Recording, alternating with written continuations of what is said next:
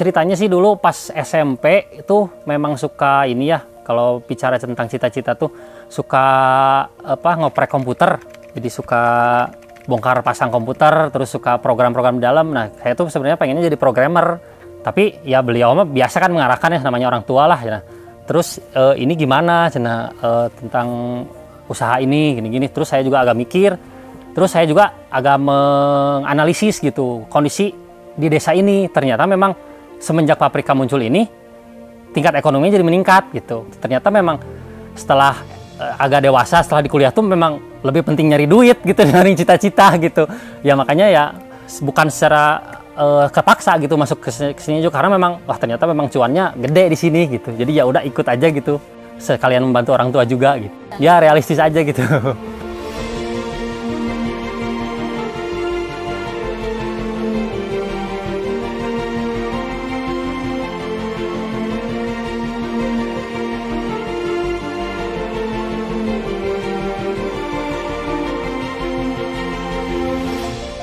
Saya sampai berhutang itu 100 juta lebih, 150-an juta gitu. Walaupun ya itu hutang ke ayah pribadi gitu kan, tapi kan secara moral itu sebenarnya masih tetap hutang gitu. Sampai saya nagihnya itu ke bawa polisi.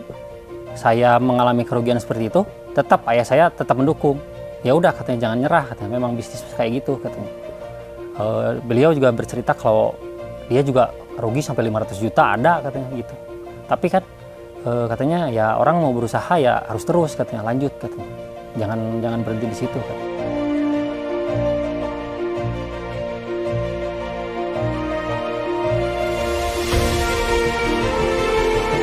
Kalau omset itu kita bisa hitung misalkan dari kebunnya aja ya. Dari kebun itu misal 1000 meter, kita punya kebun 1000 meter itu punya 3000 pohon.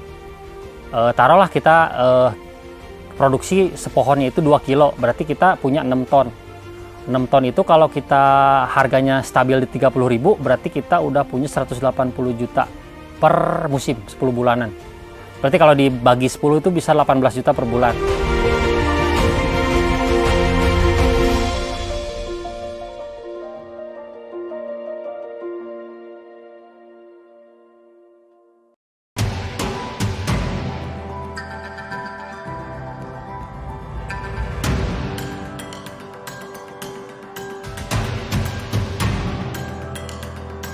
Halo Tani Lovers, Assalamualaikum warahmatullahi wabarakatuh.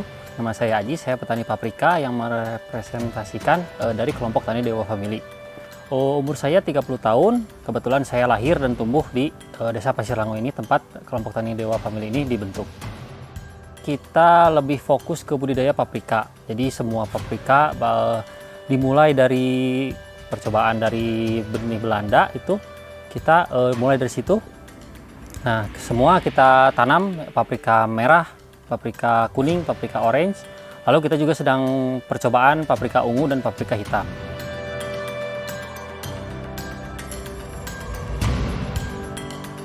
Luas lahan kita sendiri seluruhnya dengan mitra petani itu sampai 3 hektar. Budidaya yang dilakukan di sini secara hidroponik ya, menggunakan greenhouse. Jadi kita harus memiliki rumah kacanya, rumah greenhouse-nya. Lalu untuk penanamannya sendiri kita itu dilakukan dengan media tanam, polybag dan arang sekam.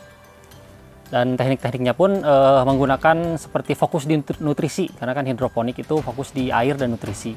Makanya kita tuh jangan sampai dalam menanam paprika itu kekurangan air dan kekurangan nutrisi, itu sangat fatal gitu. Terus greenhouse juga, greenhouse ini berguna untuk melindungi dari hama, lalu dari air hujan, karena memang tanaman paprika ini tidak bisa terkena air hujan karena bisa layu. Karena memang hidroponik fokus di nutrisi ya, jadi kita berinovasi terus dalam nutrisi gitu.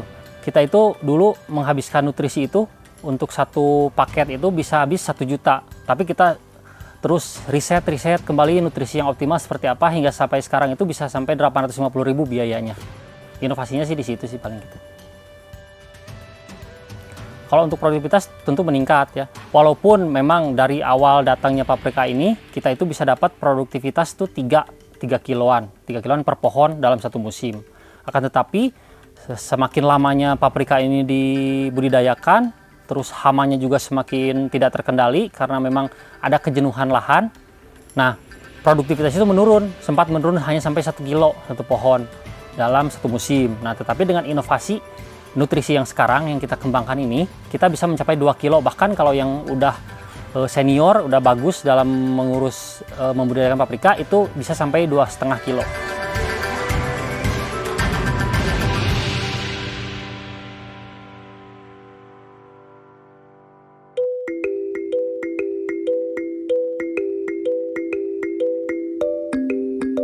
Kalau untuk dulu pertama terbentuknya kelompok tani Dewa Family ini sulit karena memang pasar di Indonesia sendiri belum berkembang, belum ada resto-resto seperti Hokben yang seperti itu kan masih belum ada ya di Indonesia.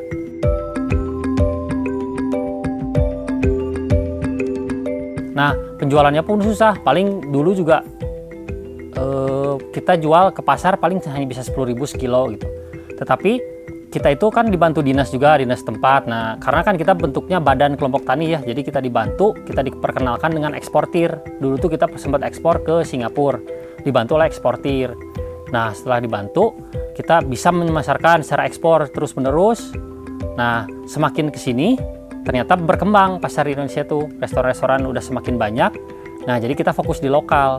Walaupun awalnya memang agak sulit untuk memasarkan, karena kita juga masih skalanya kecil, kita hanya bisa memasarkan ke supplier-supplier lagi yang lebih besar lagi. Akan tetapi semakin kesini kita sudah bisa masuk ke retail seperti Hero, Superindo, Yogya itu kita sudah masuk. Lalu restonya Hokben, pizza itu kita sudah masuk. Itu sih.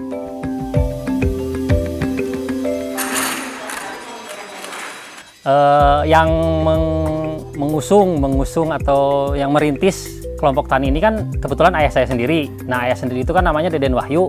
Dia singkat Dewa gitu, Deden Wahyu. Family ini diambil karena kita tuh merangkul keluarga. Yang jadi anggotanya tuh keluarga, rata-rata keluarga semua.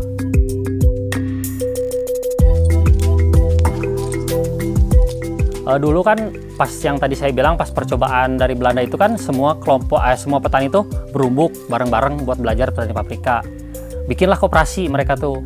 Nah, koperasi ini ternyata lama-kelamaan tidak sesuai tujuannya tuh beda-beda. Nah, ayah saya tuh misahin diri sendiri dia bikin lagi kelompok tani sendiri, dia pengen mengusahakan sendiri semuanya gitu.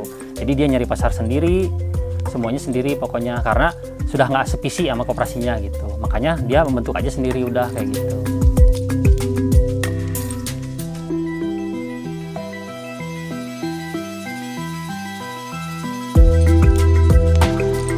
Saya sebenarnya dari 2016 tuh udah lumayan nimbrung. Saya lulus S1 kan di IPB. Saya udah lumayan bantu-bantu lah. Selama setahun itu saya bantu-bantu, banyak belajar. Nah, tapi saya terdorong buat lanjut lagi di S2 di Unpad. Nah, setelah lulus itu 2019, baru saya fokus buat membantu pengurusan di kelompok tani Dewa Family ini. Kalau di awal itu kan saya sempat tadi ngebantu selama 1 tahun ya di kelompok tani pas saya lulus S1 itu memang untuk mengembangkan pasar ini berat karena kan kita cuman menjual tuh ya ke supplier yang lebih besar lagi, sedangkan pembayaran dari mereka tuh nggak tahu kapan gitu, nggak stabil gitu. Kadang kita tagih juga belum ada katanya dari kan konsumennya belum ada. Nah, di situ berpikir lagi lah gimana nih caranya nih. Nah, kita coba bikin proposal, kita ajuin. Kita kalau misalkan diundang-undang oleh Kementerian Pertanian itu di rapat-rapat itu kita nyoba-nyoba nyari apa? Misalkan ada bagian manajernya retail ini nggak, Hero atau Superindo. Nah, kita cari-cari, nah nemu kontak-kontak, nah kita ajuin proposalnya. Dan itu pun nggak langsung serta-merta diterima gitu. Itu tuh bisa sampai 2 tahun sampai 3 tahun baru kita dihubungi oleh retail itu. Karena memang mungkin kan mereka juga udah punya supplier terdulunya ya, jadi nggak bisa memutus kontrak. Nah, itu tuh kondisi barang lagi susah. Biasa kan ya sayuran mah gitu ya, naik turun gitu. Kadang susah jadi mahal, lagi banyak murah gitu kan kalau di sayuran pertanian itu. Nah, mereka ngontak pas lagi susah. Ya mau nggak mau kita kalau mau masuk ke mereka dapat nomor vendor, ya udah kita paksain, kita beli walaupun kita rugi di awal. ya udah kita paksain masuk dulu ke mereka. Nah, alhamdulillah sih sampai sekarang bermitra masih lanjut. Itu sih emang agak sulit di bisnis di pertanian itu persaingannya juga banyak.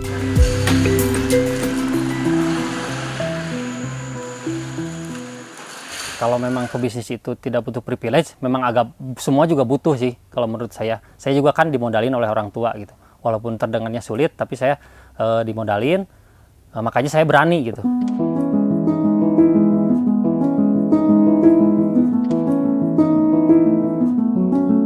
Secara budidaya tuh memang kalau untuk di pertanian itu dibilang capek, udah pasti capek ya, karena kan kita di lapangan panas-panasan gitu kan. Belum lagi kalau kita usaha tani gitu kan, bukan hanya tani, kita usaha gitu. Kita harus juga pakai otak kita gitu buat nyari pasar dan lain-lain gitu. Tetapi saya garis bawahi kalau yang menyenangkannya itu di bisnis itu pengalaman sih, pengalaman.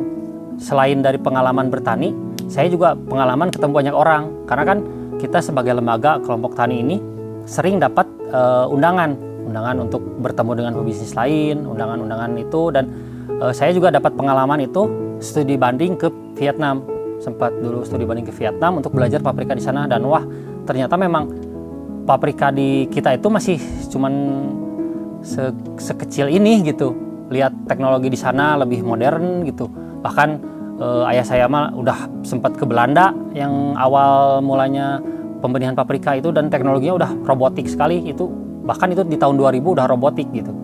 Nah, kita udah 2024 masih manual-manual aja gitu. Semua sebenarnya orang-orang ini, pemuda-pemuda petani milenial ini mau bertani gitu. Cuman itu tadi, kita itu butuh dukungan gitu. Saya dapat privilege dari bapak saya, dari ayah saya gitu dukungannya. Nah, yang nggak punya privilege itu ya pemerintah tuh harus mau gitu.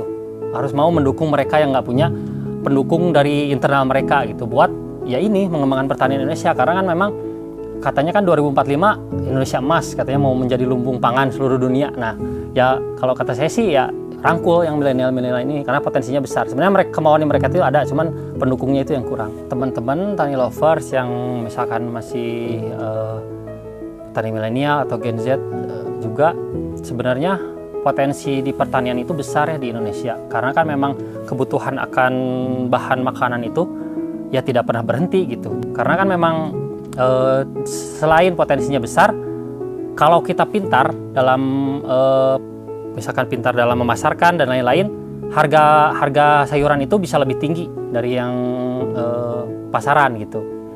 Ya buat teman-teman yang misalkan memang ingin belajar gitu bertani paprika, khususnya paprika ya, karena di sini memang kelompok tani Dewa Family ini spesialis paprika, bisa hubungi saya lah, bisa sharing-sharing lah, kita sharing-sharing, karena saya juga masih belajar tentang teknik budidaya paprika ini. Bisa hubungi saya, bisa lewat IG atau lewat WA juga ada, di IG udah ditulis lewat WA saya, atau bisa ngobrol-ngobrol sama saya juga langsung, boleh tinggal datang aja ke kelompok tani Dewa Family. Pertanian paprika Indonesia, menyala abangku, tetap ilmu padi.